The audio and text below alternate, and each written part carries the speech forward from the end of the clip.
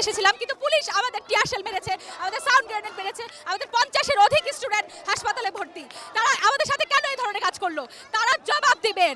আমাদের হল আন্দোলন একটা যৌতিক আন্দোলন। এর আগে হল আন্দোলন করে আমরা মেয়েদের একটা হল নির্মাণ করেছি, কিন্তু শুধু একটা মেয়েদের হল দিয়ে এতগুলো স্টুডেন্টের আবাসন কি নিশ্চিত করা সম্ভব? আমাদের ভাইয়েরা প্রতিনিয়ত নিদারুণ কষ্টের মধ্যে তাদের জীবন যাপন করছে। তারা টিউশন করে তাদের সংসার, তাদের জীবন পরিচালনা করছে, তাদের পড়াশোনা কমপ্লিট করছে। এই টিউশন করার পরে তারা বাসায় গিয়ে রান্না করে তারপর তারা হচ্ছে তাদের খাবারের ব্যবস্থা করছে। কিন্তু যদি একটা হল থাকতো, তাদের একটা হল থাকলে ক্যান্টিনের ব্যবস্থা থাকতো, তাদের আবাসন নিয়ে ভাবতে হতো না, তাদের মাসিক যে খরচ সেটা ন্যূনতম কমে আসতো। তাহলে আমাদের হল আন্দোলন একটা যৌতিক আন্দোলন।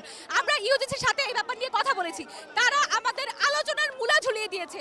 আমরা এই মূলা নিয়ে আর থাকতে চাই না, আমরা একটা যৌতিক সমাধান চাই। আমরা চাই এখান থেকে আজকে একটা যৌতিক সমাধান হবে, একটা নির্ধারিত একটা বিষয় হবে, তারপর আমরা এখান থেকে অবস্থান কর্মসূচি সমাধান করব, সমাপ্ত করব।